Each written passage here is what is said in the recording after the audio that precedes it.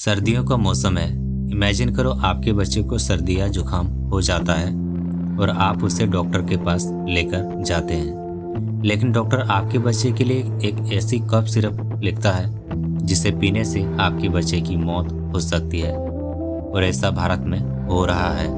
Cough syrup से हुई मौतों का मामला मुख्य रूप से मध्य प्रदेश और राजस्थान से है, जहां कोल्ड ड्रिप कफ सिरप पीने के कारण 20 से अधिक बच्चों की मौत हो चुकी है।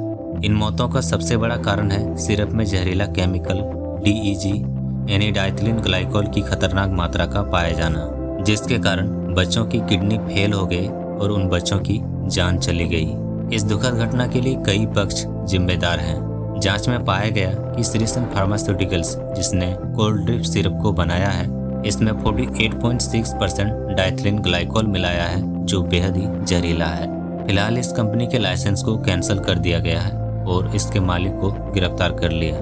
छिंदवाड़ा के डॉक्टर प्रवीण सोनी को गिरफ्तार किया गया।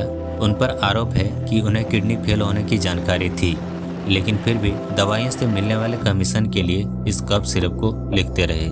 इस डॉक्टर ने भारत सरकार 2023 की गाइडलाइन का पालन नहीं किया, जिसमें 4 साल से कम बच्चों को कफ सिरप का फिक्स डोज कॉम्बिनेशन न देने का निर्देश दिया गया था। यहाँ पर सरकार भी इस त्रासदी के लिए जिम्मेदार है।